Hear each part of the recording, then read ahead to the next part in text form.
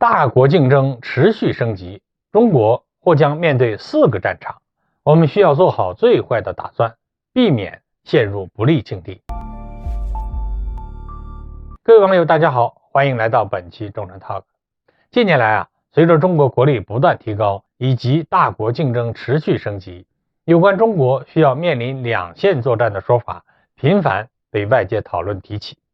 事实上，这种说法并非是危言耸听。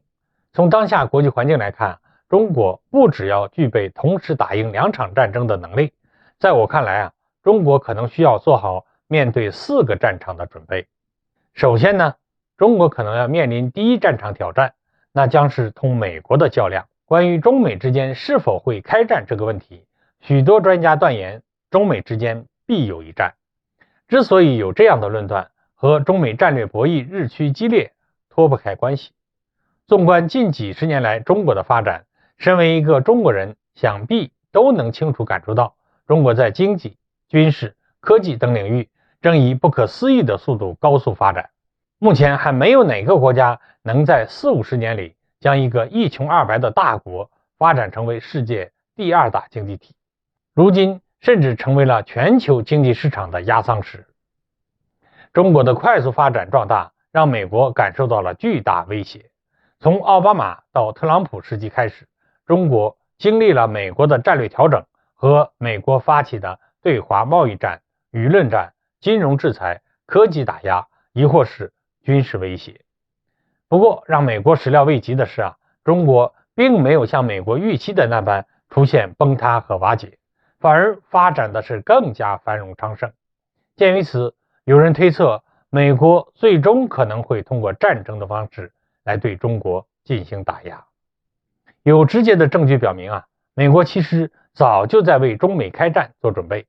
2021年，美国就曾经公布了一项关于台海作战的计划，美国打算集结大约2/3的兵力在台海发动对华战争。再结合近几年美国不断刺激台海局势升级的举动来看，不排除美国真的会发动战争来维护他自己的霸主地位。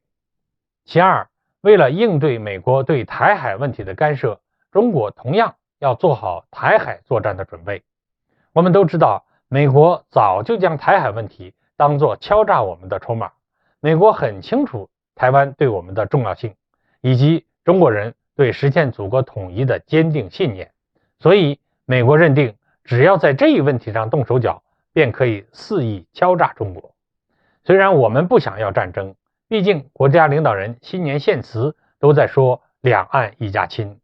但是若台独分子一意孤行分裂国家，我们是无法承受失去国土的。国家领土关乎我们国家的尊严和完整，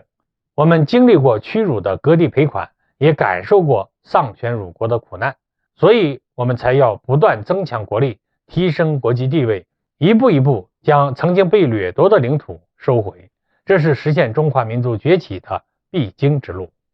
如果台海地区免不了一战，相信我们也绝不会退缩，我解放军也必将会一战到底。最后要说的是除了上述2个方向我们要做好备战准备，还有2个战场同样值得我们警惕，一个是中印，另一个就是半岛方向。印度与中国西南部相接，如果美国想要借助外力来牵制中国，很可能会策动印度在中印边界制造冲突和紧张局势。毕竟印军本身就时常在边境地区对解放军发起挑衅，美国一定会趁机拱火，激化中印矛盾。